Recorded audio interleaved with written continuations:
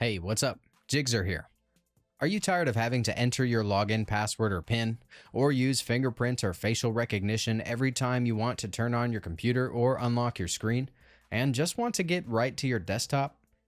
In this video, I will show you two different ways to disable the Windows 11 login password on your lock screen.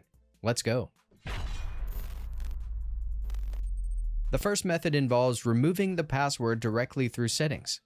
Before you start though, it's important to confirm that you're using a local account on your computer, because this method will not work with a Microsoft account. To check your account type, simply look for your account info in the Start menu to quickly access the setting. Under Account Settings, it should display Local Account if that's the case. If not, you'll see a hyperlink that says Sign in with a local account instead. Click on that and follow the on-screen instructions to make the switch.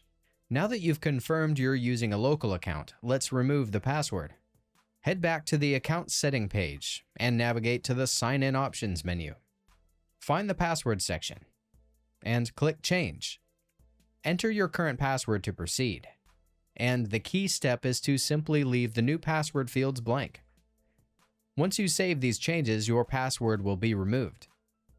Please note that any other sign-in options like PIN or fingerprint will also be disabled automatically. The change may take a moment to fully take effect, but you should be able to access your computer without a password or other sign-in method. There's another method that uses the command prompt, but be sure to run it as an administrator for this step to work. The command itself requires your username, so if you're not sure what it is, just type in "Who am I?" and press Enter in the command prompt window. Finally, type "NetUser," followed by a space, then your username, enclosed in double quotes.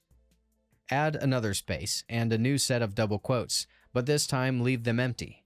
Press Enter to execute the command, and your password will be removed from the computer successfully. That's it.